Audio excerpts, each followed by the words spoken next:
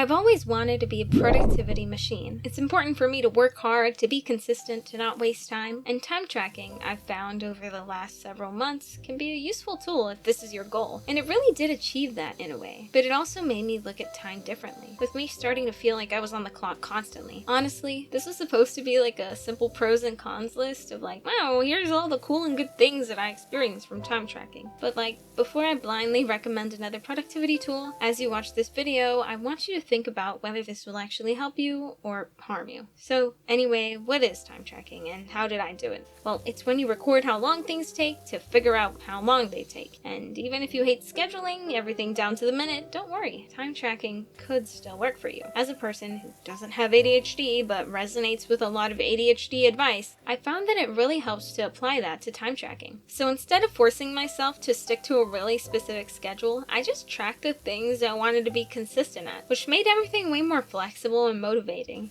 I would let myself choose what to start with, and I would choose easier and funner things first to get the ball rolling. I could also choose to start whenever I wanted, so I wouldn't feel guilty whenever I started things late. So yeah, as I mentioned earlier, one of the goals I had was to figure out how long things take. In my case, YouTube videos. I realized that on average it takes like 25 hours to make a fully animatic, drawn out video, but for something like a speed paint, it's more like 6 to 10 hours. For me, this was really helpful, because it made me realize how I should be budgeting my time when it comes to attempting to get videos out. It also made me realize that my goal of uploading like once a week is kind of impossible with school right now unless I cut back on quality. Besides that, time tracking is good for figuring out how much time you actually have. There was a time, I will admit, at the start of the year when I decided, hey, I'm gonna do everything I want to do, and I mean the whole 9 yards. YouTube, art, trumpet, game dev, filmmaking, drums, guitar, Japanese, you name it. And that list is after I compromised with myself. However, I failed.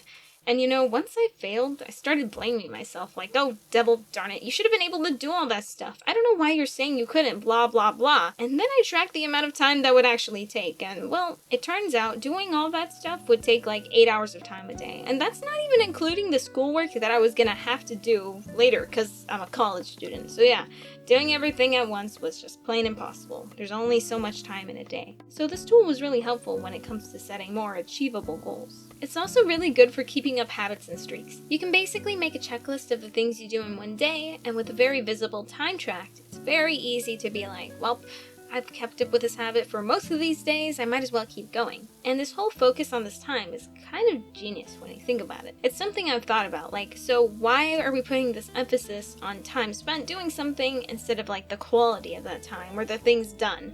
But I think it's actually pretty good because it avoids the disappointment that you might get from failing at a task. And it basically assigns some more value to the time that you worked, which I think is healthy because people are on different journeys, so your progress might not seem like much, but when you look at all your time spent, you'll be like, yeah, I really have done stuff, even if it may not seem like much. However, does this time tracking thing change your mindset in a bad way? A friend of mine a while back questioned whether tracking your time is actually bad for you.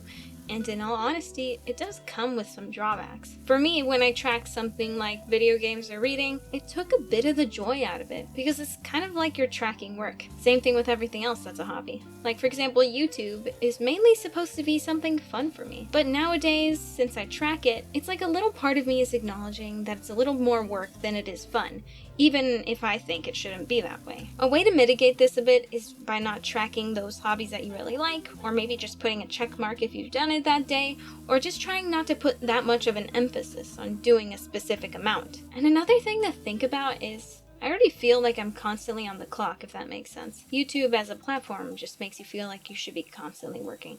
And honestly, society in general. And things a good career demands from you. And I don't think that having this time tracker directly made this feeling, but it does contribute to it. But it also gave me a small peace of mind that I'm on the right track. Now I have a plan. I have data. Progress is no longer an abstract, nebulous thing floating in the ether. No, I have the numbers to prove it happened, which is kind of nice, I guess. You know, I wonder what my life would be like if we didn't have this tool of time, this construct that we've created. Would the days move slower or faster? If time wasn't measured the way it was, how would I think? What would I be? It's something I wonder about, whether this tool is just being used to extract the maximum amount of productivity juice out of me. I Can't say it's not useful though. It helps keep me working. It can give me peace of mind that I've done enough some days. Honestly, after this whole experience, I personally do recommend time tracking. I think it's useful if you have a mindset similar to me, and if you enjoy seeing number go up. It does genuinely help with keeping track of habits, and at the end of it, it's very fun to see your progress. However, if you think this might make you constantly be thinking about working, or if you're already in that headspace of, I need to be constantly working, I recommend maybe not doing this time tracking stuff, or maybe a different method or some kind of cutoff time where you're not tracking anything. Anyway, if you enjoyed this video, I think you might like my writing video, which basically is a guide to how to get a habit, and also thanks to my Patreons! Another video, another step closer to damnation. Catch you at the next ritual. I don't know, is that corny? I'm a demon, okay? That's why I did that. Alright, bye.